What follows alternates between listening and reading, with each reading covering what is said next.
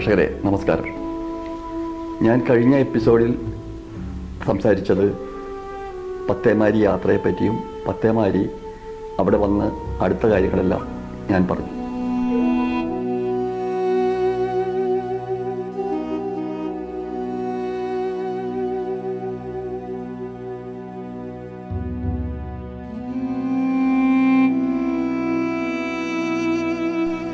അങ്ങനെ രാത്രി ഒരു 12 മണിയോടുകൂടെയാണ് ഞങ്ങൾ അവിടെ ഇറങ്ങിയത്. അതിൽ നിന്നും എനിക്ക് മനസ്സിലായ കാര്യങ്ങൾ, ആ സമയത്തല്ല പിന്നീട് എനിക്കുണ്ടായിരുന്ന ഇൻഫോർമേഷനും ഒബ്സർവേഷനും അനുസരിച്ച് എപ്പോഴാണെങ്കിലും പത്തേമാരി വന്ന് അടുക്കുന്നത് മിഡ് നൈറ്റിലായിരിക്കും.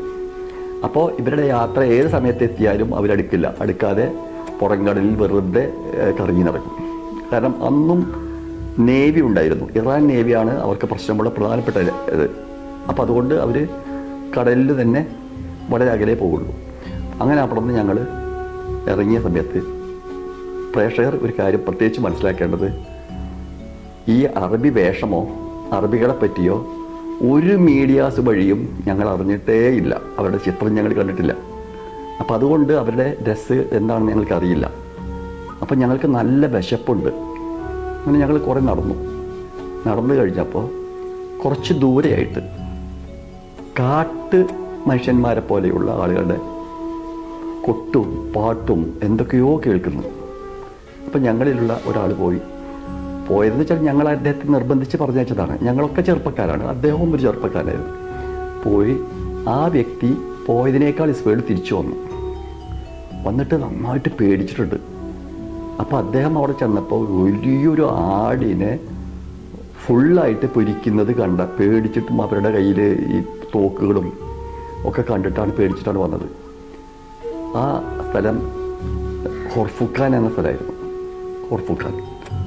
അങ്ങനെ അവിടെ നിന്ന് തിരിച്ചു വന്നപ്പോൾ കൂടെ 2 പേരുണ്ടായിരുന്നു. രാത്രിയാണ് എന്നറിയാലോ, അപ്പോൾ സ്ട്രീറ്റ് ലൈറ്റുകളൊന്നും ആ ഭാഗത്തില്ല.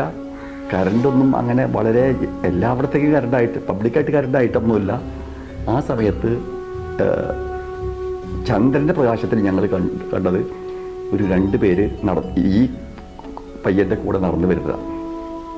അപ്പം ഞങ്ങൾ ആ ഡ്രസ്സ് കണ്ടപ്പോൾ ഞങ്ങൾ വിചാരിച്ചു, അന്നൊക്കെ ഞങ്ങൾക്ക് അതല്ലേ അറിയുള്ളൂ, ഞങ്ങളുടെ ഉമ്മമാരൊക്കെ നിസ്കരിക്കാനിടുന്ന ഒരു ഡ്രസ്സ്. അപ്പോൾ അതൊരു സ്ത്രീയാണെന്നാണ് വിചാരിച്ചത്. ആക്ച്വലി അതൊരു പയ്യനായിരുന്നു. അപ്പോൾ അവനോട് ഞങ്ങൾ സംസാരിച്ചിട്ട് അവിടെ നിന്ന് ലാൻഡ് റോവർ വണ്ടിയിൽ ഞങ്ങൾ കയറിയിരുന്നു. അപ്പം ഞങ്ങൾക്കറിയാവുന്ന ഭാഷ ദുബായ് എന്ന് മാത്രമാണ്.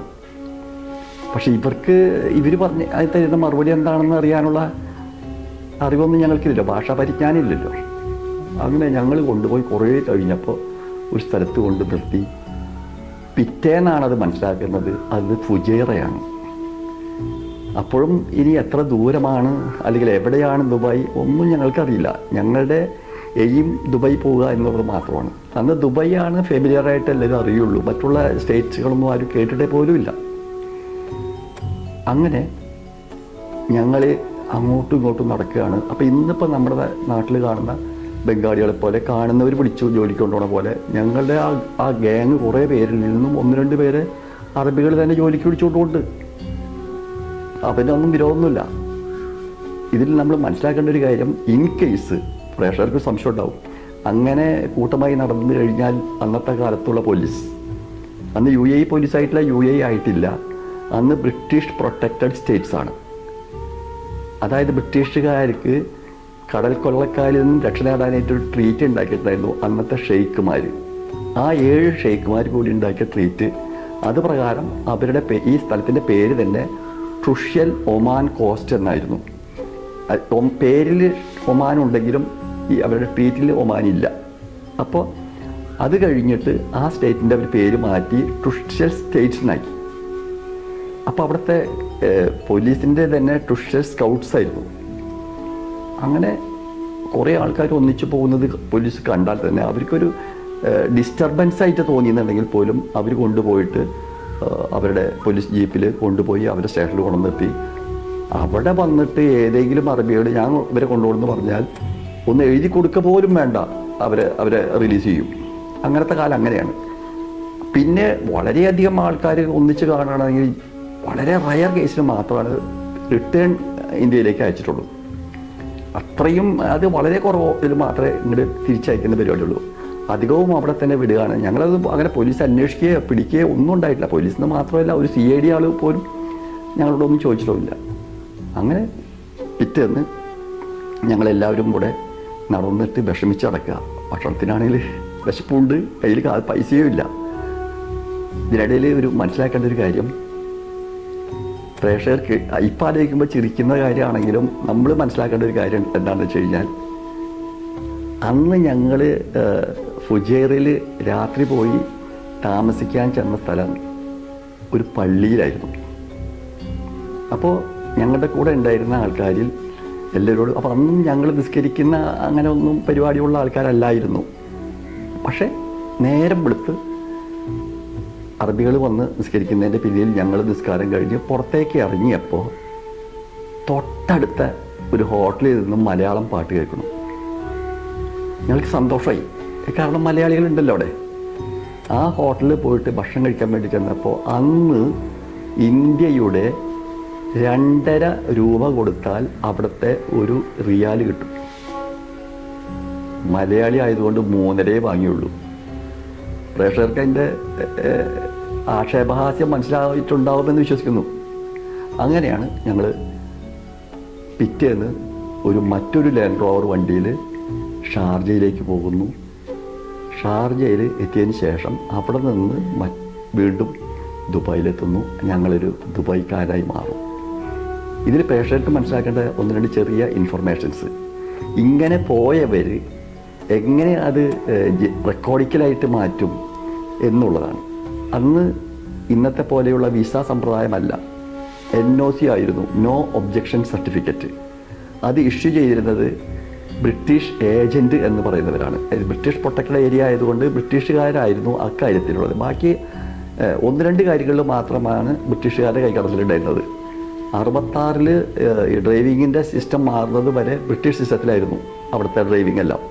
പിന്നീടാണ് അമേരിക്കൻ സിസ്റ്റമായി മാറിയത്. അതേപോലെ പോലീസൊന്നും അവരുടെ സിസ്റ്റത്തിലല്ല. പക്ഷേ ഡിഫൻസ് അവരുടെ ഇതിലായിരുന്നു. ഡിഫൻസ് ഉണ്ടായിരുന്നത് അബുദാബി ഡിഫൻസും ദുബായ് ഡിഫൻസും ഒക്കെ ബ്രിട്ടീഷ് ഓഫീസർമാരുടെ കീഴിലായിരുന്നു.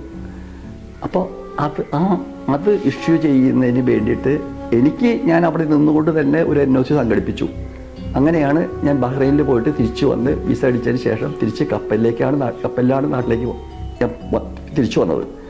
പക്ഷെ ചിലവർ അന്ന് ചെയ്തിരുന്നത് എങ്ങനെയാണെന്ന് വെച്ചാൽ, പാസ്പോർട്ട് അങ്ങോട്ടേക്ക് വരുത്തിയിട്ട് അവിടെ നിന്നും വിസ അവിടെ തന്നെ അടിച്ചിട്ട് തിരിച്ചു വരുന്ന ചില ആൾക്കാരുണ്ട്.